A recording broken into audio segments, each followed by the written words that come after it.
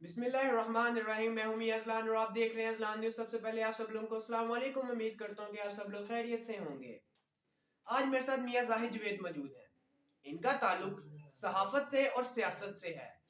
یہ آپ کو اپنا تھوڑا سا تعارف کروائیں گے، اس کے بعد ہم باقاعدہ سوالات اور جوابات کی طرف جائیں گے۔ جی بہت شکریہ اذلان صاحب، آپ نے مجھے اپنے چینل کے حوالے سے دعوت دی۔ میں آپ لوگوں کو یہ بتانا پسند کروں گا کہ 85 سے میں شعبہ صحافت سے منسلک ہوں، اور میں نے 87 میں میٹرک کیا تھا، اور 89 میں نے ایف اے کیا، اور 91 سے میں نے گریجویشن کی۔ لیکن جب فیصل آباد میں مشرق کا طوطی بولتا تھا تو چھوٹی عمر میں مجھے صحافت میں دلچسپی تھی، اخبارات پڑھنے کے حوالے سے۔ تو میں مجھے خوش نصیبی ہے میری کہ مجھے فیصل آباد کے سینئر صحافیوں میں بیٹھنے کا، ان کے ساتھ بات چیت کرنے کا، سیکھنے کا مجھے موقع ملا، جن میں حافظ اکرام اختر صاحب، مقبول لودھی صاحب، اور میرے استاد محترم میاں محمد سلیم شاہ صاحب۔ ان لوگوں کی موجودگی میں نے اپنا کافی ان سے تجربہ حاصل کیا اور لرن کیا۔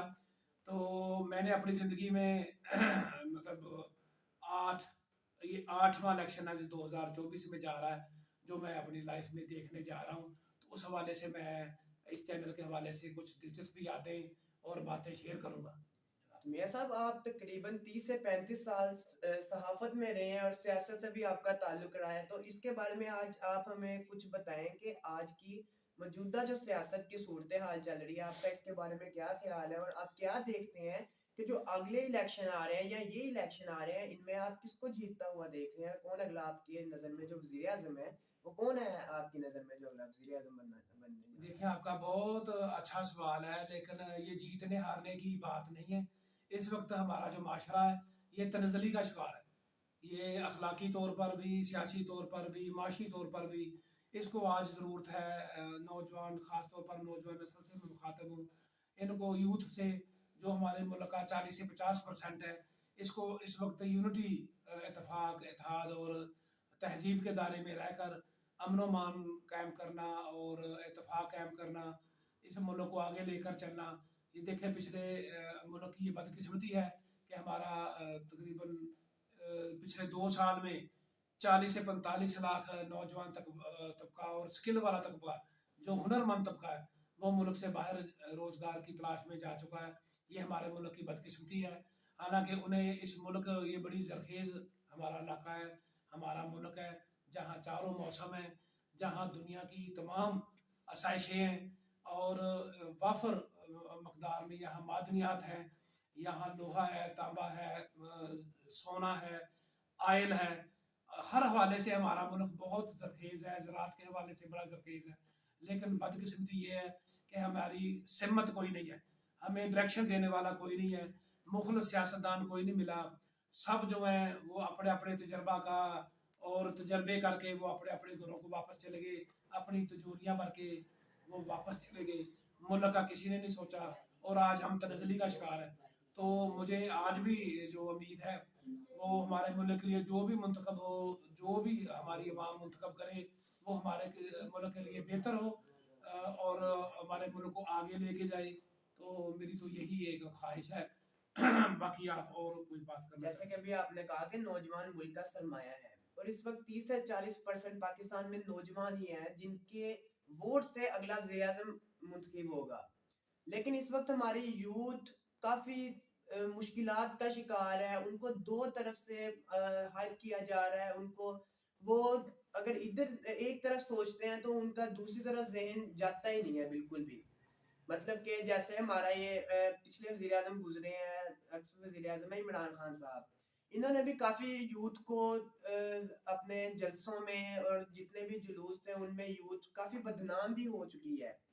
تو اس وقت ہماری یوتھ ہے کافی، یہ باہر کے ملکوں میں پڑھنے جا رہی ہے اور باہر کے ملکوں میں اپنا کاروبار تلاش کر رہی ہے، اور ان کا سوچنا یہ ہے کہ پاکستان میں کاروبار ہے ہی نہیں، کہ پاکستان میں نوکری ہے ہی نہیں۔ اس کے بارے میں آپ کا کیا خیال ہے کہ پاکستان کی جو نوجوان ہے، یوتھ ہے، اس کو پاکستان میں رہ کر کام کرنا چاہیے، یا وہ جو اپنے مستقبل کے بارے میں سوچ رہے ہیں کہ وہ باہر جا رہے ہیں، یہ ٹھیک ہے ان کے لیے؟ دیکھیں مایوسی گناہ ہے، اور اللہ بالکل تعالیٰ کا بھی یہ فرمان ہے کہ ناامید نہیں ہونا چاہیے۔ اور ہمارا ملک تو ویسے بھی آپ کو میں نے پہلے گزارش کی ہے کہ ہمارا ملک بہت زرخیز ہے، ہر حوالے سے بہت زرخیز ہے، اور بہت سے نوجوانوں کے لیے مواقع ہیں۔ اب ہمارا ملک جو ہے دیکھیں، نوجوان طبقہ جو ہے وہ آئی ٹی سے منسلک ہو چکا ہے، اور ہمارے ملک میں بڑی تیزی سے لیپ ٹاپ تقسیم ہوئے ہیں گزشتہ 10-12 سال میں، بالکل اور ہماری یوتھ جو ہے وہ بہت زیادہ اس میں اسکل رکھتی ہے۔ اور یہی جو میں نے پہلے گزارش کی ہے کہ جو لوگ باہر گئے ہیں اس کے پیچھے بہت یوتھ جو ہے نا وہ تیار ہو رہی ہے، اور آئی ٹی کی طرف آ رہی ہے، میڈیکل کی طرف آ رہی ہے، انجینئرنگ کی طرف آ رہی ہے۔ تو ہمارا ملک بہت اور اس کی آبادی بھی اسی حساب سے بڑھ رہی ہے۔ تو یہ نہیں کہنا چاہیے کہ مطلب وہ مایوس ہے، لیکن 2-3 سال سے بچوں میں جو ایک بگاڑ کی کیفیت پیدا ہوئی ہے، ان کی جو ایک تہذیبی لحاظ سے بد زبانی اور گھروں تک وہ چلی گئی ہے، بڑوں کا ادب نہیں رہا۔ اس پہ اب ذرا ورک کرنے کی ضرورت ہے۔ نوجوانوں کو، یوتھ کو دوبارہ تہذیب کی طرف آنا اور اخلاق کی طرف آنا۔ ہمارے نبی صلی اللہ علیہ وسلم نے سب سے عمدہ انسان انہیں قرار دیا ہے جن کے اخلاق بہت اچھے ہیں۔ تو بالکل اخلاق کا تو ویسے بھی بہت بڑا کردار ہے، جنت کی گارنٹی دی گئی ہے۔ والدین سے ادب سے پیش آئیں، بڑوں سے پیش آئیں، اساتذہ کا آپ احترام کریں، تو ہمارا ملک جو ہے وہ انشاءاللہ تعالیٰ ترقی کی منازل طے کرے گا۔ اور مایوسی ویسے بھی گناہ ہے، میں نے پہلے گزارش کی ہے۔ تو انشاءاللہ تعالیٰ ملک ابھی بہت، ملک میں کیا کہنا چاہیے، ملک میں بہت زرخیزی ہے۔ سر، یہ جتنے بھی پہلے منصوبے چل رہے تھے، سڑکوں کے منصوبے چل رہے تھے، اور کیا کہتے ہیں اس کو، موٹر ویز بنائی جا رہی تھی، فلائی اوورز بن رہے تھے، لیکن وہ کچھ سال ہی پچھلے گزرے ہیں جن میں کافی روڈ بھی ہمارے توڑ دیے گئے ہیں، اور جو تھوڑا بہت پاکستان صحیح تھا اس کو بھی مطلب کہ توڑ دیا گیا ہے، تباہ کر دیا گیا ہے۔ اب اگلی جو بھی حکومت آئے گی وہ اس طرف نظر کرے گی، یا وہ ملک کے حالات سنوارے گی، یا وہ غریب عوام کی طرف نظر کرے گی۔ آپ اس کے بارے میں کیا سوچتے ہیں کہ وہ کتنے کام اپنے یہ ان 5 سالوں میں وہ کیا کیا کچھ کر سکے گی، اور پاکستان کو آگے سنورتے کتنے اور سال لگ سکتے ہیں؟ دیکھیے میری گزارش سنیں کہ یہ کسی ایک جماعت کا اب یہ مسئلہ نہیں رہا، یہ تمام جماعتوں کو مل جل کر کام کرنا ہوگا۔ اور جو میں دیکھ رہا ہوں انشاءاللہ تعالیٰ وہ الیکشن ہوں گے، ضرور ہوں گے 8 فروری کو، اور اس کے نتیجے میں جو بھی حکومت آئے گی اور جس کے زیادہ چانسز ہیں مخلوط حکومت آئے گی، یہ مل جل کر کام کریں گے تو انشاءاللہ تعالیٰ یہ جب سندھ، پنجاب، بلوچستان، خیبر پختونخوا میں تمام حکومتیں مل جل کر اپنے اپنے صوبے میں، اور یہ 18ویں ترمیم کے بعد صوبے جو ہیں ان کے پاس بہت زیادہ اختیارات آ گئے ہیں، اس حوالے سے ان کے پاس پھر وافر پیسہ بھی ہوگا، وہ اسٹرکچر بھی اپنا ٹھیک کر لیں گے، اپنی گورنمنٹس کا، سڑکوں کا اور تعلیم کا، صحت کا تمام نظام وہ اللہ تعالیٰ اس میں برکت ڈالیں گے۔ تو انشاءاللہ تعالیٰ جب نیتیں نیک ہوں گی تو انشاءاللہ تعالیٰ پھر منزلیں بھی آسان ہوں گی، اور ملک بھی دن دگنی رات چوگنی ترقی کرے گا۔ اور میاں صاحب، آپ کے خیال سے ملک کا سب سے بڑا اس وقت مسئلہ آپ کی نظر میں کیا ہے، اور آپ کیا دیکھ رہے ہیں کہ ملک کا جو سب سے بڑا مسئلہ اس وقت ہے؟ ملک کے 2-3 بہت بڑے جینون مسائل ہیں۔ حضرت علی رضی اللہ تعالیٰ عنہ کا قول ہے کہ ظلم پر مبنی معاشرہ تو قائم رہ سکتا ہے لیکن عدل کے بغیر معاشرہ قائم نہیں رہ سکتا۔ تو ایک تو ہمارا جو عدل کا نظام ہے، وہ جسے کہتے ہیں ترازو کے دونوں پلڑے جو ہے وہ برابر ہونے چاہیے، اور مہنگائی وہ تو سر چڑھ کر بول رہی ہے، اس کو کنٹرول کیا جانا چاہیے۔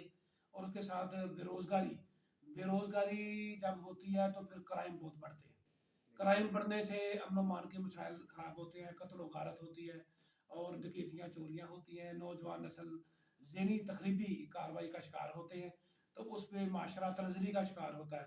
تو یہ 3-4 جو مین محرکات ہیں ان پر اگر قابو پا لیا جائے تو ہمارا بہت پیارا ملک ہے، بہت زرخیز ملک ہے، ہمیں کسی ملک کی طرف دیکھنے کی ضرورت نہیں ہے۔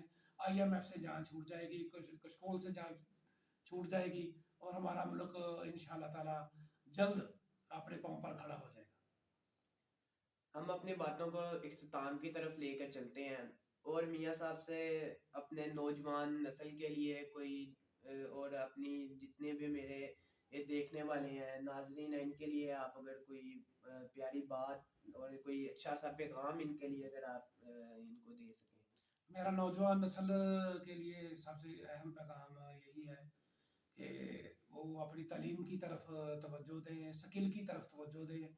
ہمارا ملک جو ہے وہ بڑا ہی پیارا ملک ہے، اور اپنی ساری اپنا تعلیم مکمل کر کے اپنے ملک سے پیار کرے، اپنے ملک کو ہی اس کو مضبوط کرے، اور انشاءاللہ تعالی پھر ہمارا ملک دن دگنی رات چگنی ترقی کر کے یہ ہمارے جو آس پاس کے ملک ہیں انشاءاللہ تعالی ایشیا کا ٹائگر بنے گا، اور ترقی کی راہ پہ چل کے انشاءاللہ تعالی وہ خوشحال ملک استحکام اور پرائیویٹ سیکٹر، ہمارا پبلک سیکٹر اور سرکاری سیکٹر کے حوالے سے میں بات کرنا چاہوں گا کہ جتنے بھی بے روزگار نوجوان ہیں، نوجوان مزدور طبقہ ہے، محنت کش طبقہ ہے، اس کے لیے ایک زمانہ تھا کہ اس کے لیے کہا جاتا تھا کہ 1 تولہ سونا کے برابر ان کی سیلری تنخواہ ہونی چاہیے۔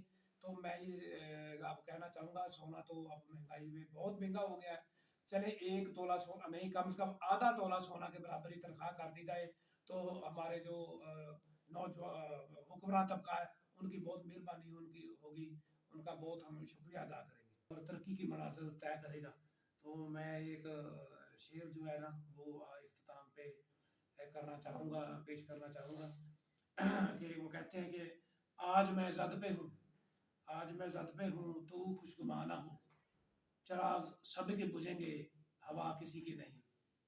بہت شکریہ، تھینک یو۔ بہت بہت شکریہ میاں صاحب آپ کا میرے چینل کے لیے وقت نکالنے کے لیے، اور یہ آج کی ہماری گفتگو تھی میاں زاہد جوید کے ساتھ، اور مجھے اپنی دعاؤں میں یاد رکھیے گا، ان کو اپنی دعاؤں میں یاد رکھیے گا، پاکستان کی ترقی کے لیے ہمیشہ دعا گو رہیں۔ ملتے ہیں اپنی نیکسٹ ویڈیو میں، اللہ حافظ، فی امان اللہ۔